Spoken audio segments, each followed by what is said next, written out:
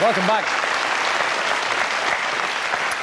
You might know it, but 500 people die by suicide every year in Ireland, and that's more than double the number that die on our roads. And tonight on the show, to launch Cycle Against Suicide, a campaign that aims to remove the stigma from mental illness and to tell people that it's okay to ask for help. Would you welcome, please, Will Lynch, Jim Breen, Colm Hayes and Purcell, ladies and gentlemen, all joining us tonight. Thanks for coming in.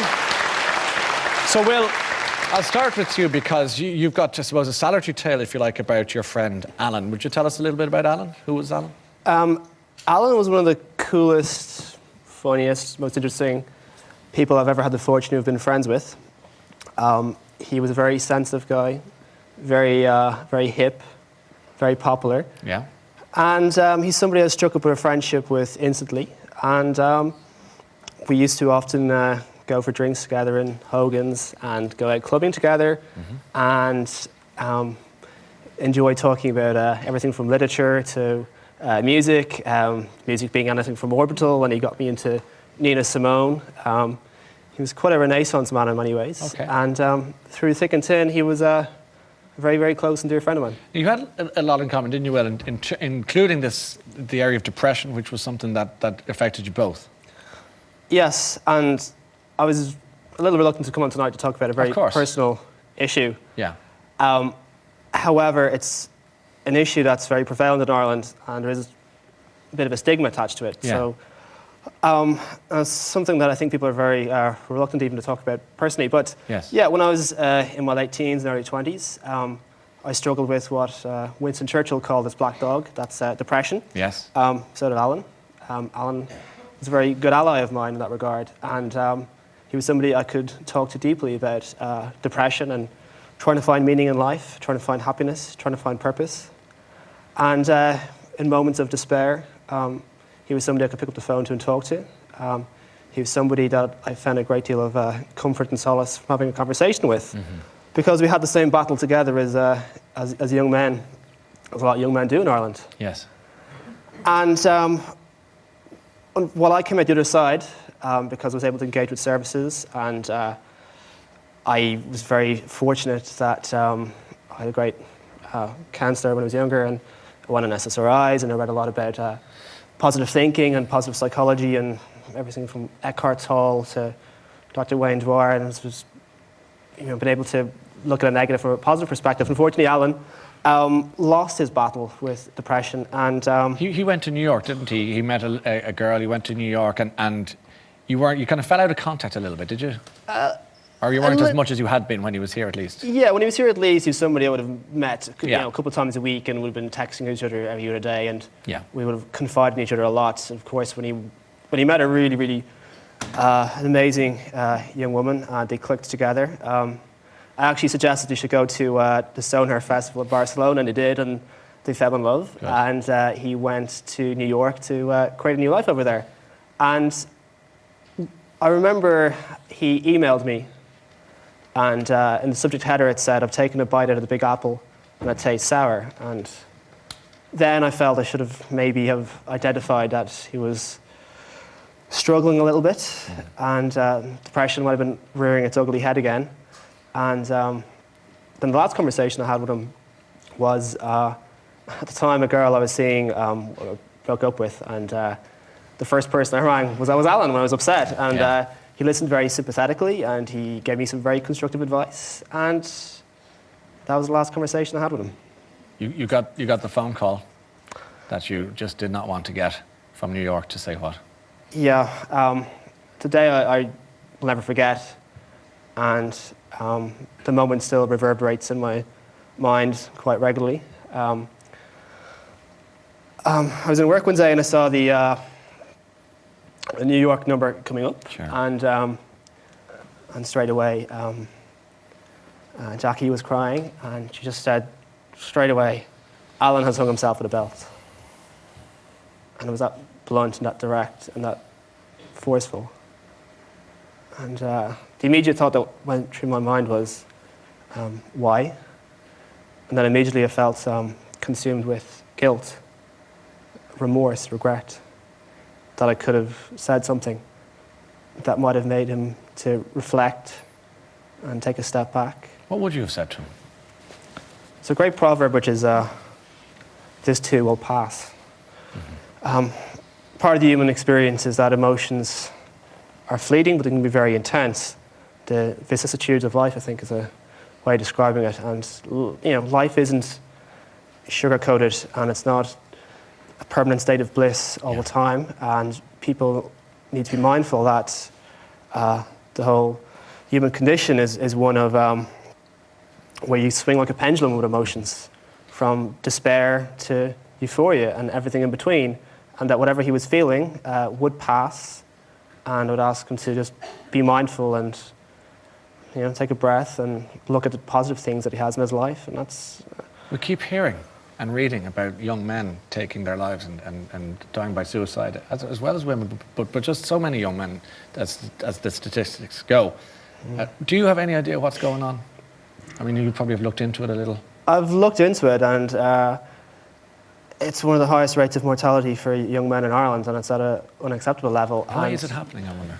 Well, from what I've read, and there's a few theories, I think one of them, of course, is that in our society there's such a expectation for young men to succeed, to thrive, to be confident, to have high self-esteem, to acquire the trappings of the good life. And the reality is life is very brutal and unfair, and it often doesn't go the way you plan. And I think people then can, especially young men, they can just focus on the lack of success in their life.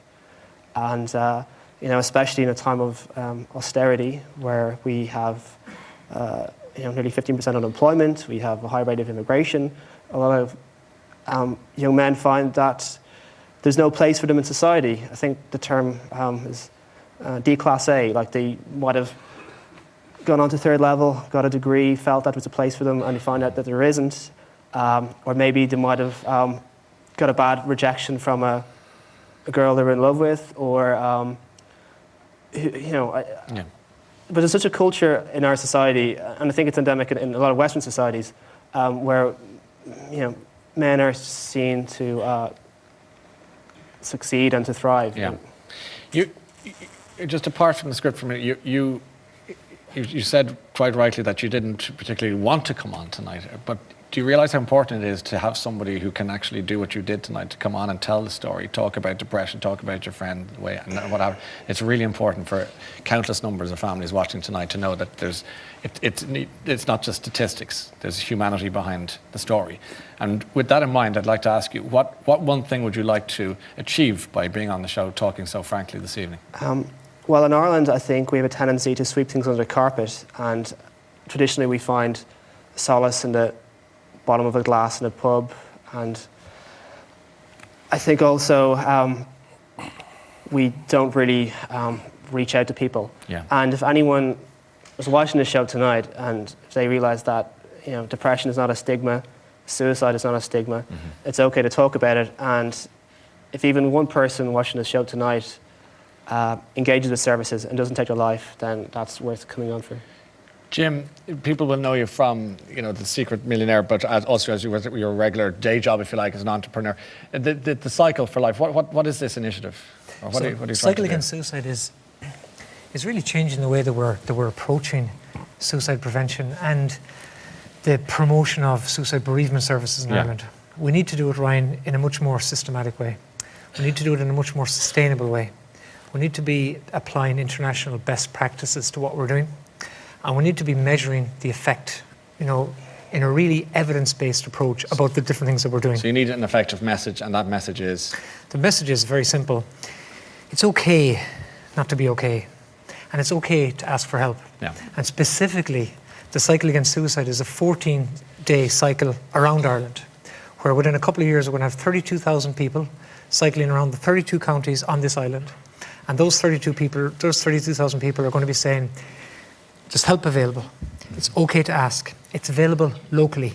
We're going to visit the schools. We're going to provide training into those schools. And we're also going to try and build better cohesion between the 600 various suicide prevention and suicide bereavement organisations in the country. There are that many? There are more organisations in the country battling with it than there are people taking their lives every year Okay. So we have to get more cohesion, we have to get more coordination. So one of the things we've done, for example, is we'll be rolling out a free phone number. So if you're in Moville in County Donegal or Castletownbere in West Cork or Finglas in Dublin 15 and you're in trouble, you'll be able to call one number and it'll be routed back through the brilliance of Vodafone back to the local group who can go out and meet with you. Go out and like Suicide Awareness Dublin 15, the people I met with during the Secret Millionaire, they'll be able to go out, have that cup of tea and have that chat, listen. You've described it as being like a 999 number, but for suicide. I think that kind of is a very succinct message, isn't it, for people? But why you and this issue, if I may ask? Well, I guess, first of all, it's not me. We have already hundreds of people behind this movement. But why your personal involvement? But I guess where it started with me was The Secret Millionaire. I wasn't sure where I was going to go. I don't watch TV, sorry. That's okay. Right, I should have introduced myself. Where is this place? The Late Late Show. I remember seeing it from a kid in black and white. Yeah. But I wasn't sure what the response was going to be. Yeah. But I was surprised about two things. First of all, I got thousands of letters, phone calls, texts, emails, and every one of them were positive. Every one of them were empathetic. Every one of them were expressing love toward me for being able to talk about my own battle with depression. But the second thing was, everybody's asking, how can I help? Yeah. So we as a community, we as a society, we want to help. You see, what's curious for a lot of people is that you're a successful businessman, entrepreneur and so on, battling with depression. Can the two coexist? You say? I suppose really maybe part of the, Will talked about the black dog. I mean, part of it for me is my success comes from the fact I battle with depression. In what sense? I don't do idle, I can't be idle. I've got to be active, I've got to be doing things all the time. Okay. What I found over the last number of years is that sport is a very good, healthy output for some of that energy. Yeah. But if I'm not active, it's a difficult place for me. So it's part of my coping mechanism. Okay. But there's better coping mechanisms, of course, and I'm learning about those as well. Okay, and we've got to talk about Colm Hayes. You're going to be getting on a bicycle. Yeah, there's a lot going on about cycling at the moment. It's not to be confused with anything that's going on with Oprah Winfrey. I am going to get on the bike, and we're going to do 2 weeks of it. Now, I'm going to try and work the radio show in as well and get on the bike, so I'll be on and off. But the great thing about the cycle against suicide is it's over 14 days. There's 2 legs each day, so there's 28 legs. It sounds like a really long insect. It does. Yeah, doesn't it? But it means you can dip in and dip out all the time. And that's what we want to encourage people to do. Because your show, not dissimilar to my own in terms of radio-wise, what people get in touch with when you touch a topic like depression is that they just need somewhere to go. Now, sometimes they'll write to you an email or a text or something to say we're in trouble. I know, it amazes me sometimes, it confuses me as well, and it concerns me. There was a couple of weeks ago on a Friday night, it was about just after the Late Late Show, obviously. Yeah. And I was having my last glass of wine and I was going on to the emails just to check what was coming up in the show. And an email had come in at 11:30 from a woman who was in a desperate situation. Mm-hmm. And she wasn't asking me to help or anything, or the show, but it was basically saying, this is it. I can't go any further. I want you to know I loved listening to your show. I won't be listening anymore. Stark. And it's like, firstly, what can I do? How can I react? What should I do? There's certain ways I don't want to, dip into too deep. But I mean, I sent an email back saying, look, please just contact us on Monday. We can talk about this. We can get people to talk to you about that. Thankfully, she did. But they do, and you get that as well on the show. They seem to. People seem to connect. For some reason, we're a friend, but we're also a stranger. We're not a family member. There's anonymity involved. There is a level of anonymity, and they feel that we can help, and that's what we want to do. Well, and certainly we push them in the right direction in terms of helping all the facilities we've been talking about. Roz, you're going to be cycling as well, but we hear a lot about people in difficulty, particularly teenage girls is an issue. Cyberbullying is an issue. I don't know if you ever encountered bullying as a teenager. Yeah, I did when I was a teenager, but I can't even imagine what it's like now because there's so much more social media sites. Not saying that I'm older and I'm only 22, but I think it's responsibility. People need to kind of become more aware of the impact of the words can have. Like, it's a permanent record what you say online. I was so fortunate that I had the support of my 2 older sisters to tell me, this is going to pass. School days aren't the best days of your life, and there's so much more greater ones to come. Why would you have been picked on, as a matter of interest? Well, girls, I think one thing about girls growing up is we're so insecure.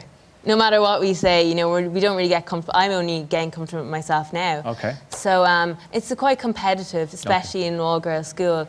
So it's kind of, you almost push people down from your insecurities. Yeah. So I guess that's where it kind of would stem from. And with the cycle, you'll be going to schools, which is probably as important as anything you can do because you've got to get them young. So what would you be telling the boys and girls around Ireland? Well, when I first met Jim and I heard all about this, he was like, so what was the first thing you thought about? And I said, I want to go to all these schools and tell them school days aren't the best days of your life and that the best ones are to come. And exactly what Will said, this thing will pass. And also my main message is, like, anything is achievable. Growing up, I wanted to do all these things I'm doing now. Travel the world, go to Miss Universe. Never thought it was going to happen. I was like, how's a girl from Tipperary like me going to do this, you know? Yeah. And everything I wanted happened. So why would you cut that short? Yeah, it's funny, isn't it? Because, Jim, one thing that we talk about a lot in the radio column as well is men health is a conversation that doesn't happen. They go to the pub, somebody scores a goal for Manchester United, they hug each other, and that's probably their way of saying I love you, but that's the end of it. Don't touch me, and we won't discuss it any further. But they won't say, I was down at the GP and I'm feeling really, really depressed. You know, it's not a conversation people have. But there was a thing we were talking about earlier on. Look, we invented man flu, okay? So when I get man flu, I tell everybody I've got man flu. My toes are hurting, you know, and if I've got a little bit of a flu or if I've got a sports injury, boy, I'm taking the trousers up and showing people. Suddenly there's something wrong with I'm not feeling well mentally. I don't say anything. Yeah. I just completely shut up. And we've got to learn to have that conversation. But doesn't cycling, funnily enough, curiously, the physical act of cycling where you're not eyeballing, that is an issue. Well, one of the things that kind of inspired me to create this cycle against suicide, which is part of the fight against suicide, was shoulder to shoulder. That's how men talk, you know. In the pub. It's why the bar is designed like, and you know, the best barmen, they never look at you front on. You're always kind of walking around, and that's how we talk. Yeah, so that's so great. So what we're doing is we're saying, look, you know what, we got to learn to talk. Yeah. It took me, you know, until I was 42 years old to begin to talk about this, and talking helps. It really helps. And that's what's so impressive, Will, about your story is that you were able to talk. You found a friend who you could confide in, and was it important that your friend was the person who also had depression, so therefore you were kind of brothers in arms in a way? Not necessarily, because whilst he might have had a bit more empathy and understanding for the situation I was in, at the time I did reach out to a couple of my other male friends as well, and indeed female friends. And I'm probably very fortunate that I have an excellent circle of friends, and I'm very privileged and grateful that they've stuck with me throughout my life. But I think a lot of men in particular do have difficulty articulating their insecurities, because, you know, depression might be seen as a sign of weakness, and you know, they mightn't be comfortable talking about it down in the pub where there's a bit of a macho culture, like, you know, where they're watching football on TV and, you know, somebody starts talking about depression, they'll say, look, get another pint into you. Yeah, sort it out. It's the normalisation of the conversation. It really is. It's like if you can have that conversation as you're having the conversation about the sport or about anything else or what's going on at home. You know what I mean? That we don't suddenly go, oh my gosh, they're talking about depression. Yeah, we don't want to have it. Okay, well, look, let them just have that chat, and then sure, we'll talk about Arsenal in a minute. You know, it's just to bring it all out. Is it different for women, Roz? I mean, do you think that women are more inclined to talk to each other about feeling low, to put it polite, or at least I suppose it's a little bit more easier and it's a little bit more accepted, I guess, for women to talk about it. Yeah. That's why we're going to go around to all the schools and tell them, like, it's okay not to feel okay, and we're going to let everyone know, regardless what gender you are, that there is going to be people there to speak to you. I think that's the main message, especially from the whole cycle. Are you going to be cycling then for 14 days? 14 Colm, days, how many days are you 100k. I'm doing a Wednesday afternoon between 2 and half 2. No, I'm going to try and do as much as I can. This is a great question. That's great. Do you like that question? 14 days? Yeah. We've got multiple days. Will is doing it. You're doing 14 days? I'll do as much as I can. 14 minutes, Ryan. Yes. www.cycleagainstsuicide.com. Register here. Yes. Are you going to do it? Am I going to do? You're going to cycle. You're going to do some of the cycling. I will cycle for as long as you want me to cycle. Really? Oh, yeah, I like cycling, actually. Yeah. I love it. Guys, you've got to lose some weight. Well, I'll tell you what. I will be the one. You got to do something. I will be the one, I promise, I guarantee, to take the stabilisers off. Okay.